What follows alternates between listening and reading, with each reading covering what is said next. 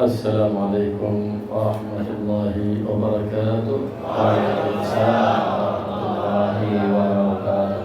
الحمد لله الذي جمعنا وإياكم في هذا المجلس المبارك في شهر ميلاد النبي محمد صلى الله عليه وآله وصحبه وسلم، شهر برز فيه أعظم مولود برز بهذا الوجود، وبه تشرف الوجود بوجود الحامد المحمود محمد صلى الله عليه وآله وسلم. فكما اجتمعنا على محبته واستماع شمائله، نسأل سبحانه وتعالى أن يجمعنا وإياكم على حوضه المورود الذي من شرب منه شربة لا يظمأ بعدها أبدا. Bismillahirrahmanirrahim. Habib Abdullah bin Abdul Rahman Al-Mukhtar, beliau memulai tausiahnya dengan mengucapkan segala puji bagi Allah yang telah mengumpulkan kita di tempat majlis yang penuh barokah ini, di bulan Maulid yang penuh barokah ini, yang mana Allah nampakkan sebuah kenikmatan yang sangat agung, yaitu Nabi kita Muhammad SAW. Maka dengan nampaknya dan hadirnya baginda Nabi Muhammad, maka semua maut yang ada di muka bumi ini menjadi mulia. Maka sebagaimana Allah mengumpulkan kita di tempat yang mulia ini karena kecintaan kita kepada baginda Nabi Muhammad SAW, mudah-mudahan Allah kumpulkan kita nanti di hari kiamat di telaga Kausarnya, yang mana tidaklah seseorang yang meminum dan tidak akan pernah haus kembali. Maka mudah-mudahan kita mendapatkan keberkahannya, amin ya rabbal alamin. الفرح بالنبي محمد صلى الله عليه وسلم من أعظم القربات المقربات لرب البريات، وبذلك أمرنا الله سبحانه وتعالى في قوله: قل بفضل الله وبرحمته فبذلك فليفرحوا ورحمة الله هو حبيب الله محمد بن عبد الله، بشاهد قوله سبحانه وتعالى: وما أرسلناك إلا رحمة. Dan kesenangan dan kecintaan kita dengan lahirnya baginda Nabi Muhammad SAW adalah salah satu cara yang paling afdal, paling dekat untuk mendekatkan diri kita kepada Allah Subhanahu wa Ta'ala. Sebagaimana firman Allah Ta'ala, katakanlah dengan anugerah dan rahmat Allah maka senanglah kalian. Dan rahmat yang dimaksud dalam ayat tersebut adalah baginda Nabi Muhammad SAW dengan bukti dalil: wa ma arsalnaka illa rahmatan, dan tidaklah kami mengutus engkau kecuali sebagai rahmat. ومن علمنا الفرح ومن علمنا تعظيم ميلاده صلى الله عليه وسلم هو الذي علمنا ذلك، فإنه صلى الله عليه وآله وسلم جاء بكبشين وذبحهما ليعق عن نفسه، فقيل له: إن جدك الشريف عبد المطلب قد عق عنك، فقال: لكني أحب أن أعق عن نفسي. ليه؟ للفرح بميلاده صلى الله عليه وآله وسلم، فذبحهما عقيقة عن نفسه صلى الله عليه وآله وسلم. Maka siapa yang mengajarkan kita untuk mengagungkan dan bangga dengan kelahiran baginda Nabi Muhammad SAW? Yang mengajarkannya adalah Nabi kita sendiri. Beliau pernah membeli 2 ekor kambing untuk melakukan akikah untuk diri beliau sendiri. Kemudian ada yang mengatakan: ya Rasulullah, sesungguhnya kakekmu Abdul Muttalib telah melakukan akikah untukmu. Maka Nabi mengatakan: aku ingin membuat sebuah akikah dengan 2 kambing ini untuk diriku. Ini adalah sebuah bukti karena kesenangan beliau atas kelahiran beliau sendiri. فأول من احتفل بميلاد النبي محمد صلى الله عليه وسلم هو محمد رسول الله، احتفل بميلاده. علمنا ذلك عندما سئل صلى الله عليه وآله وسلم عن صيام يوم الاثنين والخميس، فقال: أما يوم الخميس فيوم تعرض فيه الأعمال على الله، فأحب أن يعرض عملي وأنا صائم، وأما يوم الاثنين فيوم ولدت فيه، يصوم فرحا بميلادي صلى الله عليه وآله وسلم. Maka siapa yang mengajarkan untuk mengadakan sebuah perayaan akan kelahiran baginda Nabi Muhammad SAW, yang mengajarkannya sendiri adalah Nabi kita Muhammad SAW. Ketika ditanyakan baginda Rasul tentang puasanya beliau di hari Senin dan Kamis, maka beliau menjawab bahwasanya puasaku di hari Kamis adalah karena di hari Kamis tersebut disodorkan, disampaikan semua amal manusia kepada Allah, maka aku ingin amalku disampaikan kepada Allah, aku dalam keadaan berpuasa. Adapun puasaku di hari Senin karena kecintaanku dan kesenanganku bahwasanya aku dilahirkan di hari Senin, maka sebuah kebanggaan dan kesenangan Rasul, beliau di hari Senin beliau melakukan puasa setiap hari Senin. بل كان دائما يحتفل بميلاده ويذكر أمته للاحتفال بميلاده، فهو ولد يوم الاثنين ودخل المدينة يوم الاثنين وانتقل إلى الرفيق الأعلى يوم الاثنين، وكل تقلبات وتغاير أحواله كانت في يوم الاثنين احتفالا بميلاده وتذكرة لأمته أنهم لا ينسوا هذا اليوم، هو أعظم يوم وليلته أعظم الليالي، أعظم من ليلة القدر، لأن لولا ما عرفنا ليلة القدر ولا حج ولا صيام ولا صلاة. Dan juga kita sering diingatkan dengan hari Senin ini dengan apa? Pertama, Nabi dilahirkan di hari Senin. Kemudian Nabi masuk ke kota Madinah di hari Senin. Kemudian Nabi meninggal di hari Senin. Dan banyak kejadian-kejadian terjadi di hari Senin. Ini adalah sebuah mengingatkan kita bahwasanya hari Senin adalah sebuah hari yang sangat agung. Dan malam kelahiran Nabi adalah malam yang paling agung, bahkan lebih mulia daripada malam Lailatul Qadar. Karena malam kelahiran Nabi, tanpa kelahiran Nabi kita tidak mengenal akan puasa, kita tidak mengenal akan sholat, kita tidak mengenal apapun kecuali dengan adanya dan lahirnya baginda Nabi Muhammad SAW. هذا النبي العظيم الرؤوف الرحيم الذي هو أرأف بنا وأرحم بنا من أنفسنا، ما من شيء يقربنا الجنة إلا ودلنا عليه، فقد قال صلى الله عليه وآله وسلم: ما من شيء يقربكم إلى الجنة إلا ودللتكم عليه، وما من شيء يقربكم من النار إلا وحذرتكم منه. Dan Nabi kita Muhammad SAW adalah Nabi yang sangat sayang dengan umatnya. Bahkan kesayangan Nabi melebihi sayangnya diri kita kepada diri kita sendiri. Bagaimana tidak, bahwasanya Nabi telah menyampaikan kepada kita bahwasanya aku telah menyampaikan apapun yang telah mendekatkan dirimu kepada surganya Allah Subhanahu wa Ta'ala. Dan Nabi juga mengatakan, tidaklah aku menyampaikan kecuali sesuatu yang mendekatkan kepadamu kepada neraka kecuali aku melarangnya untuk melakukannya.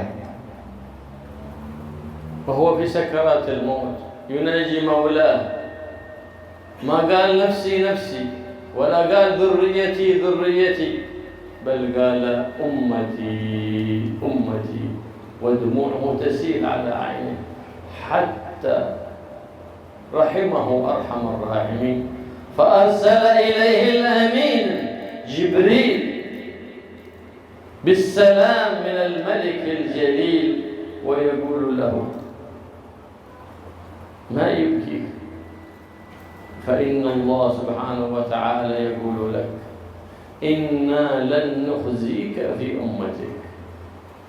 فقال له المولى: لو شئت لجعلت أمرهم إليك. قال: يا رب أنت أرحم بهم مني. Kemudian ketika Nabi dalam keadaan sakaratul maut, beliau tidak mengatakan diriku, tidak mengatakan bagaimana zuriatku, tapi yang beliau ingat dan beliau ucapkan adalah umatku, umatku. Yang diingat beliau adalah umatnya, bukan diri beliau, bukan zuriat beliau. Bagaimana Nabi saking sayangnya kepada umatnya, sampai-sampai turun malaikat Jibril mengatakan, wahai Rasulullah, apa yang membuatmu menangis sampai-sampai kamu menangis? Maka Allah mengatakan, tidaklah aku akan menyia-nyiakan umatmu. Dan Rasulullah mengatakan bahwasanya, ya Allah, engkau adalah orang yang paling penyayang.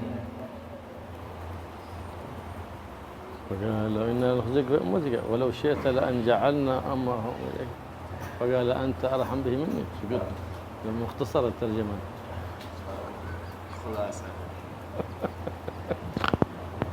عبد الله يفهم ذهن جوي يعرف مثلا. Jadi kembali lagi bahwasanya Allah menyampaikan, wahai Muhammad, sesungguhnya aku tidak menyia-nyiakan atas umatmu, maka lakukanlah apa yang kamu inginkan. Kemudian Rasulullah mengatakan, ya Allah, sesungguhnya engkau lebih tahu dan lebih penyayang kepada umatku. فحق هذا النبي العظيم على هذه الأمة أعظم الحقوق بعد حق الله سبحانه وتعالى. فجزى الله عنا سيدنا مولانا محمد خير ما جزى نبيا عن أمته. Maka Allah memberikan apa yang telah diinginkan oleh Nabi kita Muhammad SAW, maka tidak ada balasan yang lebih besar kepada baginda kita Nabi Muhammad SAW kecuali kita hanya bisa mengucapkan jazallahu anna sayyidina Muhammad SAW. فقد ورد عنه صلى الله عليه وسلم أنه قال من قال جزا الله عنا سيدنا محمد صلى الله عليه وسلم ما هو أهله أتعب 70 ملكا ألف صباح، أي يكتبون ثواب هذا العمل الصالح. Dikatakan barang siapa yang mengatakan jazallahu anna sayyidina Muhammad sallallahu alaihi wasallam ma huwa ahluh, maka dia telah membuat capek malaikat menulis sampai 70 kali, sampai 70.000 kali. Bukan 70 malaikat. 70 malaikat sampai mengibukan 70 malaikat menulis kebaikan-kebaikan orang yang menyampaikan jazallahu anna sayyidina Muhammadan sallallahu alaihi wasallam ma huwa ahlu. هذا لمن قالها مرة واحدة كان 70 kali. Itu ketika dia mengatakan hanya satu kali sudah menyibukkan 70 malaikat. فلهذا يقول النبي محمد صلى الله عليه وسلم لا يؤمن أحدكم حتى أكون أحب إليه من نفسه وولده والناس أجمعين. Hingga Nabi mengatakan dalam sabdanya, tidaklah sempurna keimanan kalian sehingga dia mencintai diriku melebihi daripada dirinya dan keluarganya dan daripada harta-hartanya. ولن تبرهن على محبتك للنبي محمد صلى الله عليه وسلم إلا باتباعك له، إلا بالإكثار من الصلاة عليه. فقد قال الله سبحانه وتعالى قل إن كنتم تحبون الله فاتبعوني. جعل علامة محبة الله اتباع حبيبه محمد صلى الله عليه وسلم. ما الثمرة؟ ما الجزاء؟ يحببكم الله. Tidaklah kecintaan seorang itu diuji kecuali dengan mengikuti apa yang telah diajarkan oleh baginda Rasulullah SAW, sebagaimana firman Allah Subhanahu wa taala, "Qul in kuntum tuhibbunallaha fattabi'uni." Katakanlah, jika mereka mencintai aku maka ikutilah aku. Apa balasan bagi orang yang mencintai Nabi dan kemudian dia mengikuti apa yang diajarkan oleh baginda, mengikuti syariat baginda Nabi Muhammad SAW, adalah kecintaan daripada Allah Subhanahu wa taala. فأدل دليل على المحبة للحبيب محمد صلى الله عليه وسلم هو الاتباع. أدل دليل الاهتمام بدينه وشريعته صلى الله عليه وآله وصحبه وسلم. هذا هو الذي يفرح روح النبي محمد صلى الله عليه وسلم. لو لم يكن من ثمرة هذا الاجتماع إلا أننا نحيي سنة واحدة من سنة النبي محمد صلى الله عليه وسلم لكان ذلك قرة عين للنبي محمد صلى الله عليه وآله وسلم. Maka tanda kecintaan kita kepada Nabi tadi adalah dengan mengikuti daripada sunnah-sunnahnya, mengikuti daripada syariat-syariatnya. Tidaklah seseorang tadi dikatakan cinta kepada Nabi kecuali dia mengikuti apa yang telah disampaikan oleh baginda Nabi Muhammad SAW. Itulah tanda paling kuat seseorang betul-betul dia mencintai baginda Nabi. Maka kalau kita bisa menghidupkan daripada sunnah Nabi Muhammad SAW, maka itu sudah cukup untuk menggembirakan hati baginda Nabi Muhammad SAW. وهذا دليل المحبة للنبي محمد صلى الله عليه وسلم أن تسعى في إظهار الفضائل ونشر الفضائل، وتسعى في إزالة الرذائل من بيتك ومن بلدك. Dan di antara yang kuat dalam menunjukkan kecintaan kita dengan baginda Nabi Muhammad SAW, kita berusaha untuk menyebarkan daripada keutamaan sunnah baginda Nabi di rumah-rumah kita, sesuatu yang baik di rumah kita dan di daerah kita, dan membuang sesuatu yang tidak baik yang ada di dalam rumah kita. هذا هو محبة الوطن. محبة الوطن في إشاعة الخير، في إظهار الخير، في تعليم الناس، ومظهر شرع سيد الناس محمد صلى الله عليه وسلم. هذه محبة الأوطان تكون سببا في نزول الرحمة. أما من نشر الرذيلة أو وقع في مخالفة وأظهرها فذاك سبب في نزول البلاء على الوطن، فذاك هو عدو الوطن. Maka kecintaan kita kepada daerah dan negeri kita adalah dengan menyebarkan daripada kebaikan, menebarkan kebaikan dan mengajarkan kebaikan kepada siapapun. Itu adalah karena menyebarkan kebaikan adalah sebab turunnya rahmat Allah Subhanahu wa taala dan menghindarkan daripada bencana dan musibah. Itu tanda cinta kita kepada negeri dan daerah kita. Sebaliknya, seseorang yang menyebarkan daripada kejelekan-kejelekan dan membuat sebuah maksiat dan menampakkan daripada kejelekan tersebut, itu termasuk orang yang akan menurunkan daripada bencana dan musibah. Maka dia termasuk orang yang benci, tidak suka dengan tanah air dan daerahnya. هذه هي محبة الوطن. أما ليس علامة محبة الوطن الصياح في الشوارع ونصب البنديرات يحن محب للوطن، لكنه ما عمل شيء في إصلاح الوطن، ما عمل شيء في نزول الرحمة على الوطن. هذا ليس محبة الوطن، لكن محبة الوطن في نشر الأخلاق الحسنة والخلق الحسن المتصل بجد الحسن محمد صلى الله عليه وآله وسلم. ذاك هو الفخر لكل بلاد. فإن ذهبت أخلاق أهل البلد ذهبوا كما قال الشاعر: إنما الأخلاق ما بقيت، فإنهم ذهبت أخلاقهم ذهبوا. Dan sesungguhnya menyebarkan daripada kebaikan-kebaikan itu adalah tanda kecintaan kita kepada tanah air kita. Bukan kecintaan tanah air dengan menyanyikan kumpul watan cinta tanah air atau memasang bendera di depan rumahnya. Bukan itu tanda cinta tanah air. Tapi cinta tanah air kita adalah dengan menyebarkan kebaikan-kebaikan yang akan menurunkan daripada rahmat Allah Subhanahu wa taala.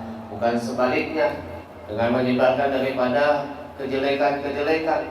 Maka sebagaimana dikatakan oleh tadi syair yang artinya sesungguhnya sebuah negara atau daerah itu bisa akan terus-menerus baik jika mempunyai akhlak yang baik, mempunyai perilaku adab yang baik. Kalau sudah hilang, malah hilanglah daerah tersebut.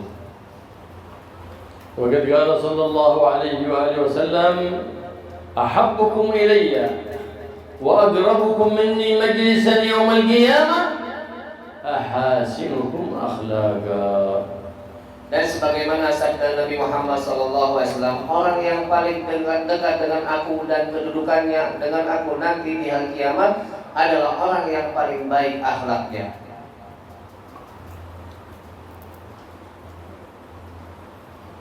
وكل الأخلاق الجميلة وكل الأخلاق الحسنة من أين؟ الأدب الجميل والخلق الحسن والإيتيكاء من أين يؤخذ؟ من مظهر الجمال، من سيرة سيد أهل الجمال محمد. وما من خلق في البرية محمود إلا وهو متلقا عن زين الوجود محمد صلى الله عليه وآله وسلم. Dan dari manakah akhlak yang baik, adab yang baik, etika yang baik itu bisa diambil?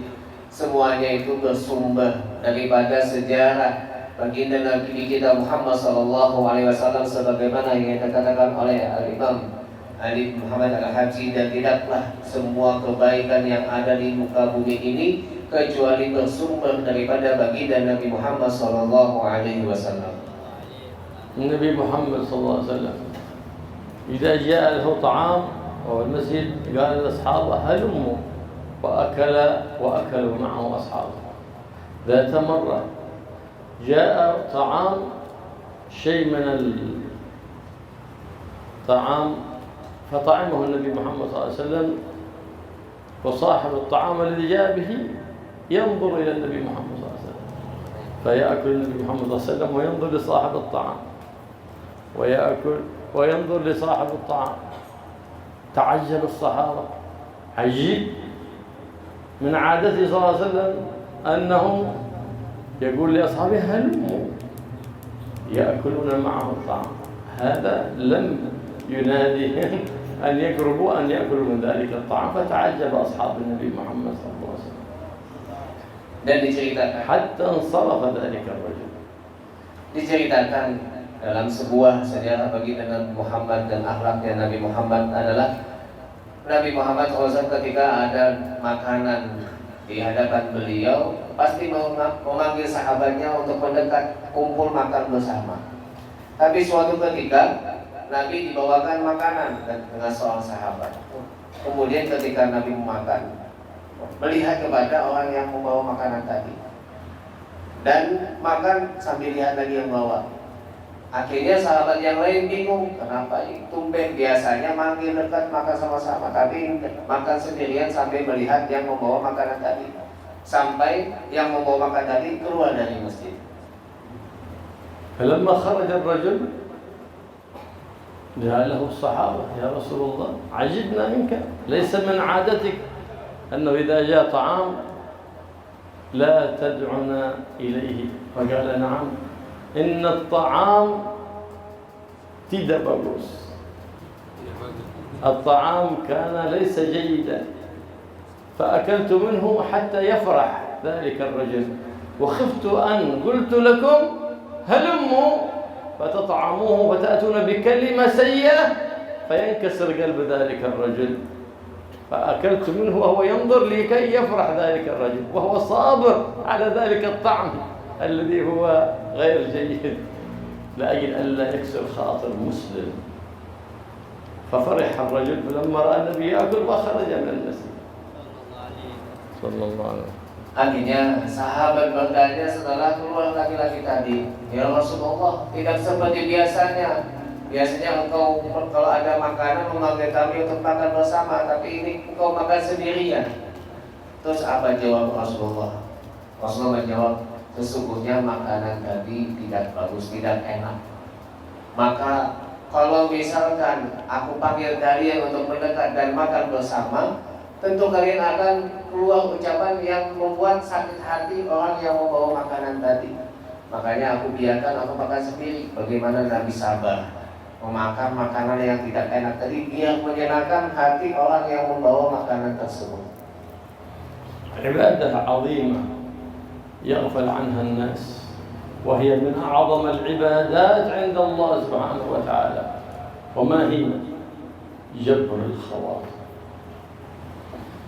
Dan ini adalah sebuah ibadah yang banyak lalai yang kita temui di masyarakat kita sekarang ini.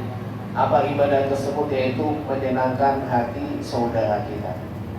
فلكسر خاطر مسلم أشد من هدم الكعبة، ولجبر خاطر مسلم أعظم من بناء الكعبة. Dan merusak daripada hati, daripada atau kesenangan seseorang muslim itu lebih besar dosanya ketimbang kita menghancurkan Ka'bah. Dan menyenangkan hati seorang muslim itu lebih besar pahalanya ketimbang kita membangun Ka'bah. وهكذا كانت أخلاقه مع الصغير ومع الكبير، بينما هو صلى الله عليه وآله وسلم جالس بين أصحابه كأنه القمر بين النجوم الزهر. جاءته بنت صغيرة في عقلها خلل في عقلها خلل، فنادته يا رسول الله لي إليك حاجة. هذه امرأة خلل فيها، إيش بسوي بها؟ فنهض النبي محمد صلى الله عليه وسلم من مجلسه وقال لها انظري في أي مكان تريد أن تتكلم، فتبعها حتى أوقفته في مكان تريد أن تكلم النبي محمد صلى الله عليه وسلم. Bagaimana akhlak baginda Nabi Muhammad SAW juga di antara entah itu yang kecil atau yang lebih tua. Suatu ketika Rasulullah SAW duduk bersama para sahabatnya. Kemudian ada anak kecil yang akalnya ya agak sedikit kurang lah. Kemudian sahabat ini ketika anak kecil itu memanggil, ya Rasulullah, aku ingin berbicara. Kata sahabat yang lain, ngapain kamu ini tidak ada akalnya lah, kurang akalnya. Akhirnya Rasulullah mendengar, nah, wahai perempuan, kamu mau bicara di mana? Akhirnya diajak Rasulullah sampai suatu tempat berbicara anak perempuan tadi dengan Rasulullah SAW. فلما جاء النبي محمد صلى الله عليه وسلم لتكلمه فصارت تسكت وتنظر في وجه النبي محمد صلى الله عليه وسلم، تنظر في وجه النبي محمد صلى الله عليه وسلم، تريدها أن تتكلم أي حاجة، قالت لي حاجة، أي حاجة، تريد أن يقضي حاجتها صلى الله عليه وسلم، فتنظر في وجه النبي محمد صلى الله عليه وسلم، تتملى بالنظر في وجه النبي محمد. أعظم لذة في الدنيا وأعظم نعمة في الدنيا رؤية وجه النبي محمد صلى الله عليه وآله وسلم. فبينما هي كذلك قالت يا رسول الله خلاص قضيت حاجتي، جزاك الله خير. حاجتها النظر في وجه النبي محمد صلى الله عليه وسلم. Akhirnya Nabi menghampiri anak tersebut. Kemudian setelah mendekatinya, anak perempuan tersebut memandang Rasulullah. Ketika memandang Rasulullah mengatakan, ya perempuan, ya anak perempuan, apa hajat yang kamu inginkan? Apa yang kamu ingin bicarakan? Ya aku bisa menyelesaikan atau mengabulkan hajatmu.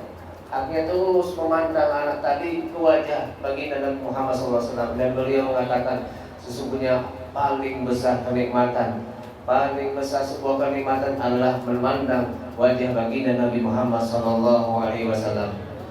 Mudah-mudahan kita diberikan. Dan setelah memandang, akhirnya ya sudah ya Rasulullah, sudah engkau tunaikan hajatku. Itu hajatnya hanya sekedar untuk memandang wajah baginda Nabi Muhammad SAW. ومن تواضعه صلى الله عليه وسلم يقول لو أهدي إلي كراع لقبلت ولو دعيت إلى كراع لأجبت.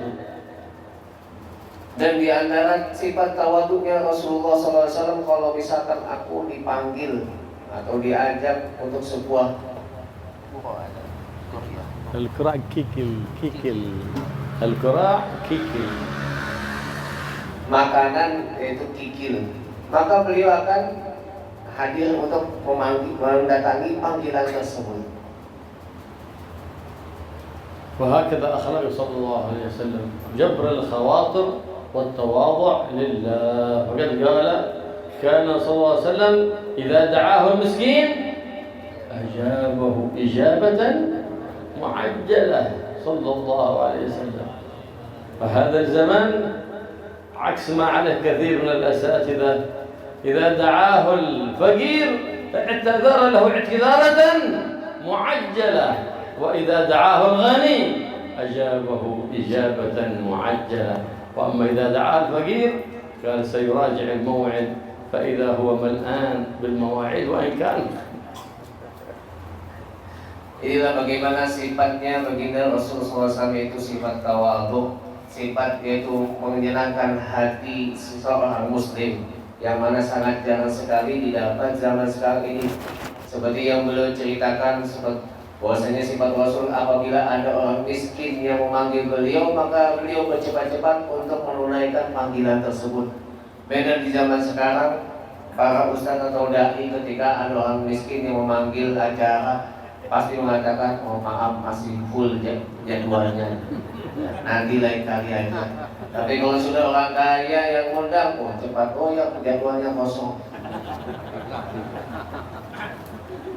أين نحن من أخلاق النبي محمد؟ بعدنا عن أخلاق النبي محمد. أين نحن من أدب النبي محمد؟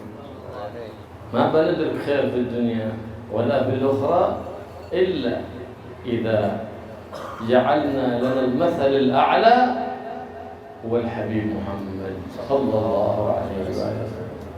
Sekarang di mana posisi kita dengan akhlak Nabi baginda Nabi Muhammad? Di mana kedudukan kita daripada sifat-sifat baginda Nabi Muhammad sallallahu alaihi wasallam? Karena percontohan yang paling agung dan paling tinggi adalah Nabi kita Muhammad sallallahu alaihi wasallam. نقرأ المولد على العادة، لا، المولد يقرأ للعبادة. نقرأ الشمائل النبي محمد صلى الله عليه وسلم، نقرأها وكأننا لم نسمعها، ولقد اتصف صلى الله عليه وسلم كذا كذا كذا كذا. نتأمل هذه الأوصاف الجميلة، فإنها أوصاف الحبيب محمد صلى الله عليه وآله وصحبه وسلم، ويتشمم الإنسان، يشم رائحة النبي محمد صلى الله عليه وسلم في مجالس الصلاة على النبي محمد، ويعزم أنه حتى بالعزم والنية أنه يقتدي بهذا المثل الأعظم سيدنا محمد صلى الله عليه وآله وسلم. Janganlah kita membaca maulid itu hanya sekedar kebiasaan saja, tapi jadikanlah maulid ini adalah sebagai penambal daripada ibadah kita yang banyak kurangnya ini. Dan sesungguhnya kita menghadiri maulid sebenarnya adalah untuk mempelajari daripada sifat-sifat dan akhlaknya baginda Nabi Muhammad SAW. Jadi niat kita hadir maulid, bagaimana kita bisa mengikuti akhlaknya Nabi, bisa mengikuti daripada sifatnya Nabi Muhammad SAW, sampai-sampai mungkin ada orang yang bisa mencium baunya baginda Nabi Muhammad SAW ketika dibacakan maulid. فلهذا السلف الصالح كانوا يحرصون على التربية قبل التعليم، يحرصون على تربية أولادهم وطلبتهم قبل تعليمهم، فيأتي العلم فيشرق في قلوبهم نور. فما بالنا اليوم نرى علم لا يشرق نور، لأنه لم تصحبه التربية على نهج النبي محمد صلى الله عليه وسلم. Maka salafus saleh kita, mereka dalam mendidik anak-anaknya yang didahulukan adalah pendidikan, bukan sebuah keilmuan, tapi yang diawali dengan bagaimana adab dan akhlak yang baik. Sehingga ketika diajarkan mulai kecilnya adab dan akhlak yang baik, kemudian dia belajar, maka akan tampaklah cahaya di dalam hatinya.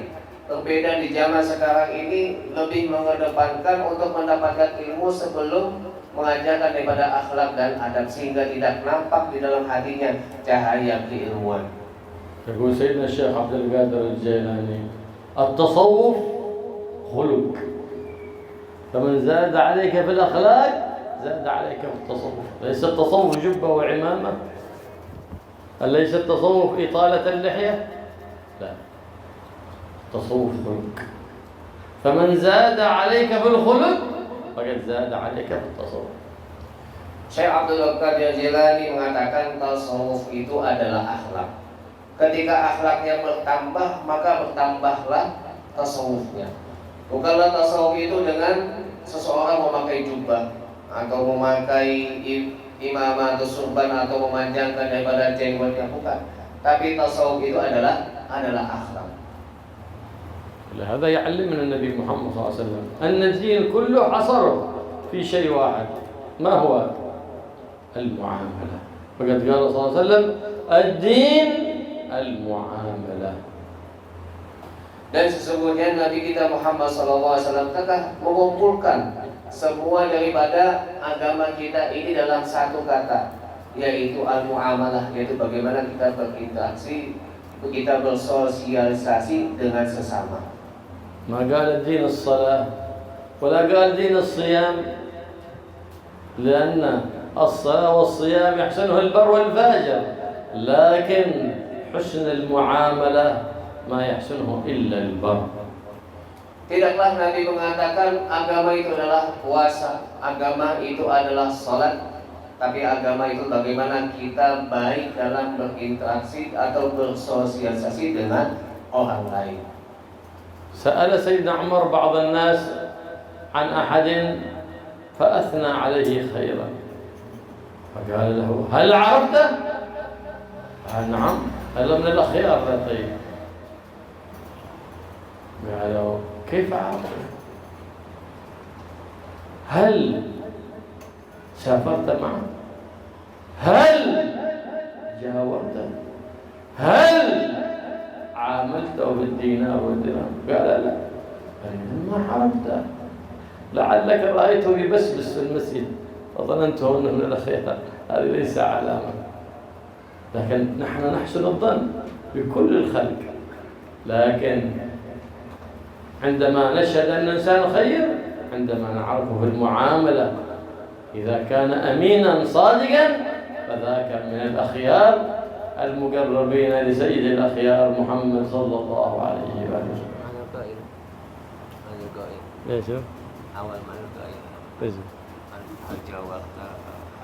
سيدنا عمر بن الخطاب. عمر بن الخطاب.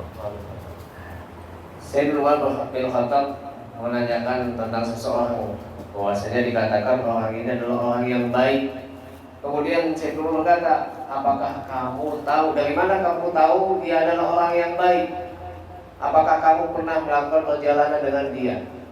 Apakah kamu pernah bertetangga dengan dia? Apakah kamu pernah melakukan interaksi atau sebuah muamalah dalam hal uang atau yang lainnya? Karena kita bisa mengetahui seseorang itu baik ketika kita sudah berpergian bersama dengan dia, atau bertetangga dengan dia, atau kita ada mungkin hubungan usaha dan lainnya. Kalau dia jujur dan baik, maka dia adalah orang yang baik. Bukanlah kita mengenal orang baik tadi dengan dia sering di masjid, bertasbih atau sholat. Karena yang namanya sholat dan puasa, ya orang yang baik dan orang yang jelek semuanya bisa melakukan. Tapi sosialisasi yang baik, interaksi yang baik dengan orang lain hanya bisa dilakukan oleh orang yang baik saja. لا يغرنك من المرء قميص رقعه ولا إزار إلى نصف الساق رفعه، لكن أره الدرهم تعرف غيه أو ورعه. Disebutkan dalam sebuah syair, janganlah kamu tertipu dengan gamis seseorang yang mungkin compang-camping, atau sarungnya yang sampai setengah betis, atau kamu bisa mengetahui dia itu baik atau tidak kalau sudah ada bermuamalah dengan uang atau dunia. فأول وصف وصف به النبي محمد صلى الله عليه وسلم قبل البعثة ماذا مشهور في مكة بإيش؟ الصادق الأمين. عاد ماشي نبوة، عاد ماشي بعثة، معروف في مكة. من الصادق الأمين؟ محمد. أمنه الناس على أنفسهم، على أموالهم، على أولادهم، فكان يأتي بالودائع، يأتون إليه بالأموال ليحفظها لهم. ولهذا عند الهجرة استخلف سيدنا علي كرم الله وجهه ليرد الودائع والأمانات حق الناس، جعله كنفسه فرد الودائع ولم يهاجر حتى أدى الأمانات لأصحابها. Dan apakah kita tahu apa yang terkenal dalam sifat baginda Nabi Muhammad SAW sebelum beliau diutus Sifat beliau yang terkena adalah as-shadiqul amin, orang yang jujur dan punya sifat amanah. Sampai-sampai penduduk kota Mekah, mau yang baik atau tidak, semuanya menitipkan amanahnya kepada baginda Nabi Muhammad SAW karena punya sifat jujur dan amanah tadi. Sehingga ketika Nabi kita hijrah, beliau memerintahkan Sayyidina Ali untuk berdiam dulu di kota Mekah karena banyak amanah dari orang penduduk kota Mekah. Biar nanti Sayyidina Ali menggantikan posisi beliau untuk mengembalikan titipan-titipan tersebut kepada orang yang berhak. واليوم تساهل الناس في الكذب في الخيانة وقد قال صلى الله عليه وسلم إذا أضيعت الأمانة فارتقبوا الساعة. Tapi kita lihat di zaman sekarang ini orang meremehkan hal itu sehingga mudah untuk berdusta dan untuk khianat. Dan dikatakan bahwasanya kalau sudah diangkat yang namanya amanah itu, maka tunggulah akan dekatnya hari kiamat. ولما سئل سيدنا جعفر الصادق وهل يكذب المؤمن فقال لا لأني رأيت الكذاب ملعون بنص القرآن في 4 مواضع أي مطرود من رحمة الله. Sehingga ditanya oleh baginda Nabi Muhammad SAW, apakah seorang mukmin itu bisa berdusta, berbohong? Maka Nabi menjawab tidak. Karena orang yang bohong itu dengan nas Al-Quran, dalam Al-Quran ada 4 tempat disebutkan bahwasanya orang yang bohong itu dia jauh daripada rahmat Allah Subhanahu wa Ta'ala dan termasuk yang dilaknat oleh Allah. فالمؤمن ينظر أي الأوصاف يحبها الله ويحبها حبيب الله يحاول أن يكون فيه شيء منها. أي الأوصاف يبغضها الله يبغضها حبيب الله محمد يبتعد عنها. هكذا الإنسان يدل ذلك لما أنا أحب أبي أحب شيخي شوف إيش يحب أعمله، هذا علامة أن هذا الطالب هذا يحب شيخه يحب والده من غير ما يتكلم. فكيف إذا تكلم يا ولدي اعمل كذا؟ من باب أولى ولله المثل الأعلى. Oleh karenanya seharusnya kita introspeksi apa yang disenangi oleh Allah, apa yang disenangi oleh Rasulullah, maka kita ikuti. Sebaliknya apa yang tidak disukai oleh Allah, apa yang tidak disukai oleh Rasulullah, maka kita jauhi. Sebagaimana seseorang anak kalau dicinta dengan orang tuanya, abahnya, pasti mengikuti sifat baik orang tuanya. Atau mungkin seorang muridnya, dia cinta dengan gurunya, pasti mengikuti sifat daripada seorang gurunya. Terlebih lagi kalau misalkan disampaikan oleh orang tuanya atau gurunya, kamu lakukan ini, tentunya harus dilakukan. كان سيدنا عبد الله بن عمر رضي الله تعالى عنه عندما يسافر بغاء حج في الطريق في شجرة يأتي هكذا ويطوف على الشجرة هذه ثم يكمل سيره. بعض الشجرة ينزل تحتها، عجيب ليش تفعل هكذا؟ قال رأيت رسول الله صلى الله عليه وسلم يستظل تحتها، وهذه الشجرة رأيت رسول الله صلى الله عليه وسلم ينزل ويجلس تحت ظلها، فأنا أفعل مثله. يحب النبي محمد صلى الله عليه وسلم، من محبته بالنبي محمد صلى الله عليه وسلم كان إذا جاء عند المنبر يمسك خشبة المنبر، اليد حق المنبر، ويلمسها ثم يمسح بها وجهه وبدنه. قال ليش تعمل كذا يا صاحب رسول الله؟ قال هذه خشبة مستها يد النبي محمد، ايش بقى منها الخشبة؟ تنفع ولا تضر؟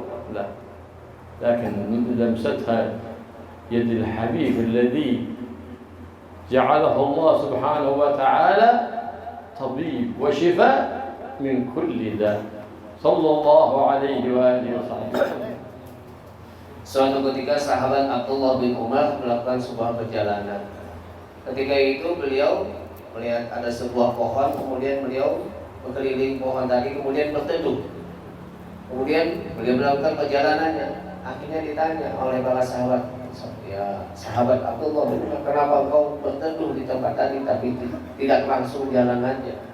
Kata Abdullah bin Umar, ya karena di tempat itu Rasulullah pernah berteduh di tempat tersebut. Jadi aku ingin mengikuti apa yang pernah dilakukan oleh Rasulullah SAW. Begitu juga ketika beliau ingin naik ke mimbar. Ketika kita naik ke mimbar, beliau memegang yang dimana di situ Rasulullah pernah memegangnya, pernah menyentuhnya. Setelah dipegang dan disentuh, kemudian diusapkan ke wajahnya.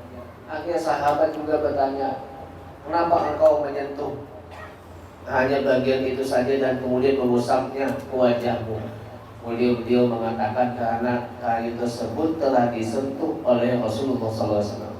Secara akal, apakah kain tadi memberikan manfaat dan mudarat? Tentu tidak.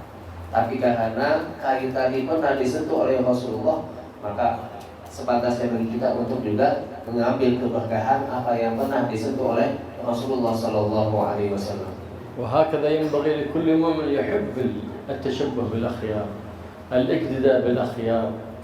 فكيف بسيد الأخيار محمد سيد الأبرار صلى الله عليه وآله وصحبه وسلم، فإنه إن عزم على ذلك ونوى ذلك سهل الله له الأسباب لكل فعل يرضي الله ويرضي حبيبه ومصطفاه محمد بن عبد الله. فالله يوفقنا وإياكم للاقتداء بهذا النبي الكريم، ويحيينا وإياكم على ملته وعلى سنته، ويميتنا على ملته، ويحشرنا في زمرته في عافية من غير ابتلاء والامتحان، بل بمحض الجود والامتنان بجاه سيدنا محمد سيد ولد عدنان صلى الله عليه وسلم. Maka sepantasnya bagi setiap mukmin untuk mengikuti daripada orang-orang yang baik, orang-orang yang soleh. Terlebih lagi adalah Rasulullah Sallallahu Alaihi Wasallam. Karena yang pantas untuk kita ikuti adalah baginda Nabi kita Muhammad Sallallahu Alaihi Wasallam. Kemudian beliau berdoa mudah-mudahan kita semua diberikan taufik untuk selalu mengikuti daripada sunnah Nabi, dan kita dihidupkan menjalani kehidupan ini untuk mengikuti dan menjalankan daripada sunnah Nabi Muhammad SAW, dan Allah menutup usia kita dalam keadaan husnul khatimah dan dikumpulkan nanti bersama baginda Nabi Muhammad SAW. سيدنا حسان عدو ما دخل في الإسلام أول نظرة ينظرها للنبي محمد صلى الله عليه وسلم أعطوه الأموال الكثيرة، أرادوا أن يهجوا النبي محمد، فلما نظر إلى ذلك الجمال من غير تفكير وقال خلقت مبرأ من كل عيب كأنك قد خلقت كما تشاء. يذكر لم ترى قط عيني وأحسن منك، أجمل منك لم ترى قط عيني وأحسن منك لم تلد النساء. من نظر في وجهه علم أنه ليس بوجه كذاب، علم أنه من الأحباب، بل هو سيد الأحباب محبوب رب الأرباب. فالله يحيينا على محبة هذا النبي العظيم وإظهار شريعته وإحياء سنته في مجالسنا، في معاهدنا، في بيوتنا، في مساجدنا، واجعلنا وإياكم متعاونين على البر متعاونين على التقوى بجاه الحبيب المصطفى محمد صلى الله عليه وآله وسلم. Dan juga Sayyidina Hasan sebelum beliau masuk ke agama Islam ketika diminta untuk menghina baginda Nabi Muhammad SAW. Tapi ketika beliau melihat bagaimana keindahan daripada wajah baginda Nabi Muhammad SAW, akhirnya sebaliknya beliau malah memuji, sesungguhnya wahai engkau telah diciptakan dari tidak ada suatu kekurangan sedikit pun, seakan-akan engkau diciptakan seperti apa yang engkau kehendaki. Dan sungguh beruntung bagi setiap mata yang memandang daripada keindahanmu, dan tidak ada seorang wanita pun yang pernah melahirkan sepertimu hai Rasulullah.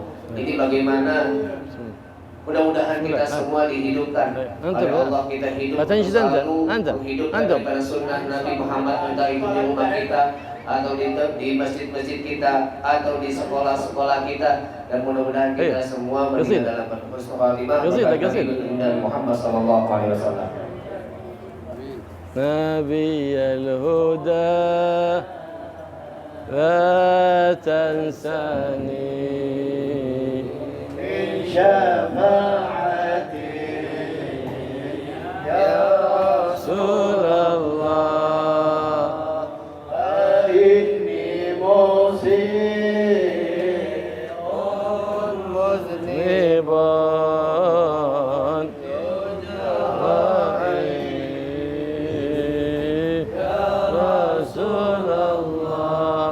هات السمع هات السمع هات السمع لا تنساني